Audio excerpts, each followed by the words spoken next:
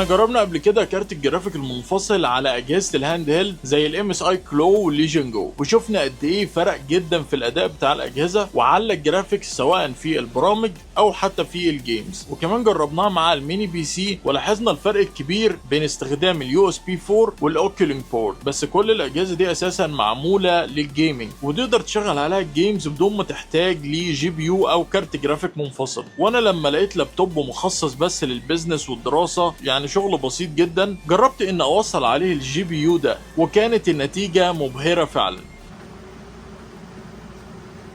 اهلا بيكم. لما جربت 3 دي مارك وشفت الجرافيك سكور بتاعه على الجهاز ده لقيته تقريبا 1300، وده سكور طبعا ضعيف جدا مقارنه حتى باقل هاند هيلد جيمنج بي سي موجود عندنا. ودي كانت حاجه متوقعه من جهاز من شركه ديل اللي هو لاتيتيود 7024. صحيح هو بيجي بانتل كور اي 7 الجيل ال11 والرامات 16 جيجا دي دي ار 4، بس الجرافيكس الموجوده هتلاقيها شيرد مع السي بي يو نفسه واللي بيجي بانتل ار اس اكس اي جرافيكس. والجهاز كمان بيجي بشاشه 1080p و60 هرتز. على الجانب الاخر هتلاقي ال1 اكس جي بي يو اللي اتكلمنا عنه قبل كده وقلنا ان هو اول بورتابل جي بي يو تقدر تاخده معاك في اي مكان. وفكرته ان هو هيكون عندك هاي اند كارت جرافيك من اي ام دي اللي هو 7600 ام اكس تي 8 جيجا بايت دي دي ار 6. والاداء بتاعه شفناه على الهاند هيلد وشفناه على اجهزه كتير، وعرفنا ان انت تقدر تشغله على اي لابتوب او اي هاند هيلد او حتى اي ميني بي سي موجود فيه اليو اس بي 4 او الاوكيولينج. ولحسن الحظ اللابتوب بالديل ده موجود فيه 2 يو اس بي 4.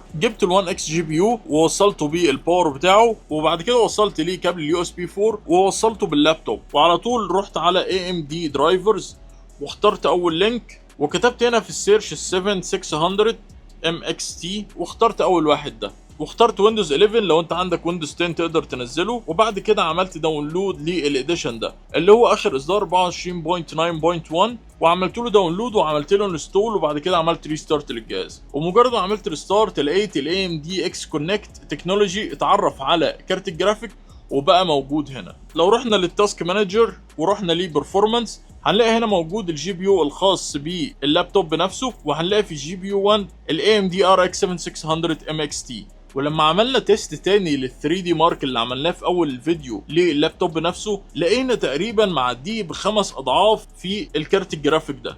فده طبعا سكور هايل جدا ومتوقع من كارت جرافيك قوي زي ده. اكيد في كروت جرافيك كتيره موجوده اقوى منه، ولكن مع الهاي اند جيمز اللي عندنا هنشوف ان هو قد ايه هيقدر يشغلها بشكل ممتاز جدا. بالاخص كمان ان الشاشه هنا 1080p فالريزولوشن هيكون مناسب قوي، هيديلك فريمات عاليه. واول جيم هنجربها هي هورايزون فوربيدن ويست. انا مشغل الجيم دلوقتي على الهاي سيتنجز والاب سكيل اي ام دي اف اس ار، واصلين تقريبا لفريمات واصله ل 50 فريم بير سكند.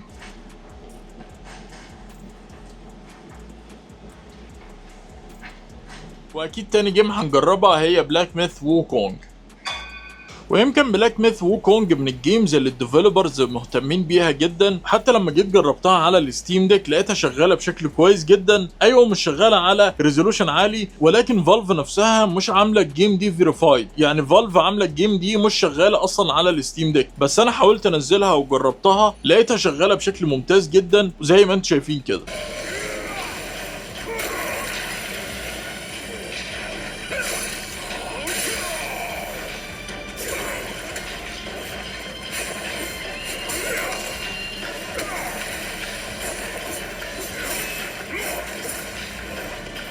بس خلينا دلوقتي نرجع ونشوف الجيم عامله ازاي على اللابتوب. خلينا الاول ندخل السيتنجز ونشوف الجرافيكس اللي احنا شغالين عليها. الاف اس ار معمول اون والجرافيكس كلها على الهاي، وزي ما انتم ملاحظين كده احنا واصلين فوق 60 فريم بير سكند، ولكن ده طبيعي بس عشان الجي بي يو، ولكن ده طبعا مش الاكشوال لان هي الشاشه عندنا 60 فريم بير سكند بس.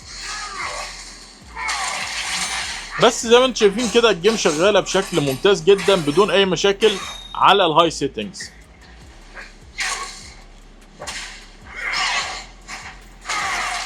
خلينا نشوف لو احنا زودنا الجرافيك للفيري هاي طبعا هيحصل دروب شويه في الفريمات، ولكن واصل تقريبا ل 50 فريم بير سكند وكمان شغاله بشكل كويس جدا.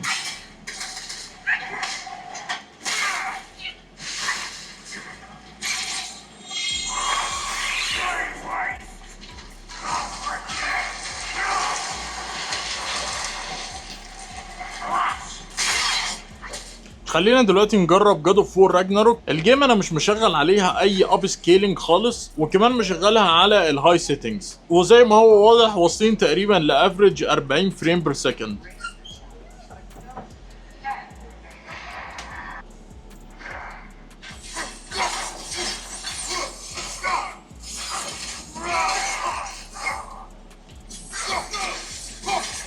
يمكن في بعض التقطيع شويه او بعض الستاترز موجوده في الجيم، ولكن مش بشكل كبير، وده انا برجعه يمكن عشان الشيدرز، فعشان كده ممكن يكون شويه تقطيع بس مش مزعجه خالص. وفي جيم زي ريتشارد اند كلانك مشغلها على 1080 بي وعلى الميديوم سيتنجز، والفريمات واصله لتقريبا 45 فريم بير سكند افريج، وممكن توصل لاعلى من كده لو انت قللت الريزولوشن ل 900 بي. وطبعا مشغلين الاف اس ار في الجيم دي.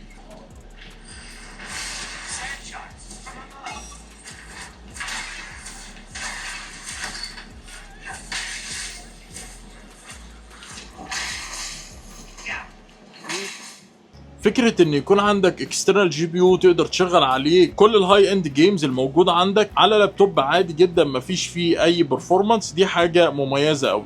وفكرة الاكسترنال جي بي يو هنلاقيها انتشرت مع الوقت. لو جيت تشوف دلوقتي هتلاقي شركة زي الاي ان يو نزلت الجي بي يو بتاعها، وكمان جي بي دي نزلت الجي بي يو بتاعها، والوان اكس بلاير لسه عامله اعلان على الجي بي يو الجديد منها، واللي هينزل باي ام دي برضه، بس هينزل بالار اكس 7800 ام، وده طبعا اقوى من 7600 الموجود معانا، ولكن هيكون بحجم اكبر، مش هيكون بورتبل قوي تقدر تاخده معاك بشكل اسهل زي الجي بي يو ده. وهسيب لكم كل اللينكات دي في الديسكربشن عشان لو عايز تشيك عليها. وعلى فكره الفيديو مش سبونسرد، انا بس حبيت ان انا اشارك معاكم التجربه دي عشان لقيتها فعلا مميزه وتقدر تساعدك في انك انت تاخد اداء افضل من اللابتوب بتاعك. لازم بس تتاكد ان موجود فيه يو اس بي 4 عشان تقدر تشغل عليه ال 1 اكس جي بي يو ده. لو عجبك الفيديو اعمل لايك واشترك في القناه، وخلونا نعرف في الكومنتس ايه رايك وايه التجارب اللي انت محتاجها عشان نجربها في المستقبل مع الاكسترنال جي بي يو ده. شكرا جدا على المتابعه واشوفكم في فيديو جديد.